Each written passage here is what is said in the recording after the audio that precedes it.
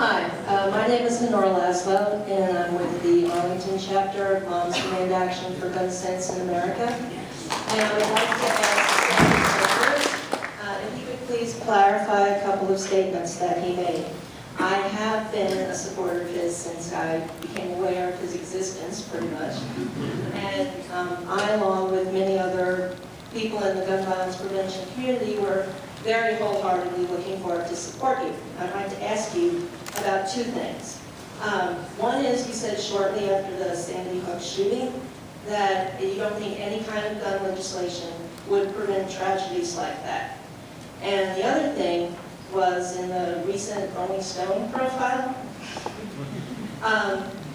You said that you understand that some people think guns are bad, some people don't like guns, but that there are a lot of law-abiding gun owners in this country, and we need to have a conversation.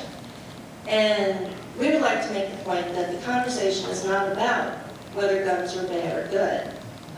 It's about guns as a public safety issue, and the fact that women in the house with a gun are 6 times more likely to... Is there a question? There is a question. I'd like him to clarify his statements, and I'd like to know what his policy would be around gun reform. Okay. Thank you. I come from a state that has virtually no gun control, and is, turns out, one of the safest states in the country. I come from a state where tens and tens of thousands of people hunt and do target practice. I understand that guns in my state are different than guns in Chicago or Los Angeles. I understand, and the people of my state understand, that there are people all over this country who have guns, who should not have guns, who are killing other people. I understand that. And that is why I cast some very, very difficult votes. I voted to support the ban on assault weapons. With all due respect, you also cast the vote to allow gun manufacturers not to ever be sued. Let him explain. I did. Okay? But here's the point. I'm glad you asked the question. Let me tell you what else I was voting. I also voted for an instant background check, which means that if somebody has a criminal background, somebody is a domestic abuser, that person will not get it done. Guess that one. And I voted for legislation that closes the loophole that now exists through gun shows. Okay? Those are major pieces of legislation. Now let me throw it back to you. We can argue all that we want between Vermont and Montana and urban America about guns. We are not going to succeed.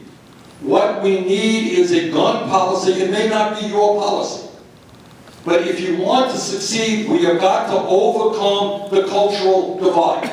People in urban America have got to appreciate, and I said this, and let me repeat it, that the overwhelming majority of people who hunt know about guns and respect guns and are law-abiding people. That's the truth. And people in rural America have got to understand that in urban areas, guns mean something very, very different. And therefore we can continue this argument for decades. And I know that maybe there are people in this room who say, let's ban all guns in America, or whatever it may be, okay? But if we are going to succeed and get beyond the arguments that have gone on decade after decade, you need some common sense solution. I am open to any ideas that make sense. But I will tell you, I have voted in a very difficult vote to ban assault weapons. I voted to close the gun control loophole, and I voted for instant background checks. And I'm open to other ideas, but we will not succeed on this terribly important issue if we continue the cultural warfare between urban America and rural America. And I think I'm in a good place to try to do that. Let me tell you about the Amtrak. It's a very good example. Yeah, I voted for the gun thing, the gun manufacturers. Yeah, you know what? Yes, you're right. That's how I voted. Why did I vote that way? Because if somebody has a gun, and somebody steals that gun, and they shoot somebody, Do you really think it makes sense to blame the manufacturer of that weapon? Yes, and I'll tell you why. No, I don't. Because there's smartphone technology that would prevent. We like The point is that if somebody sells you a baseball bat, you hit somebody over the head, you're not going to sue the baseball bat manufacturer. But this becomes an issue. I don't want to argue this all night, but this is exactly what I'm talking about. There has got to be some give on both sides. In my state, you know what people would say to you?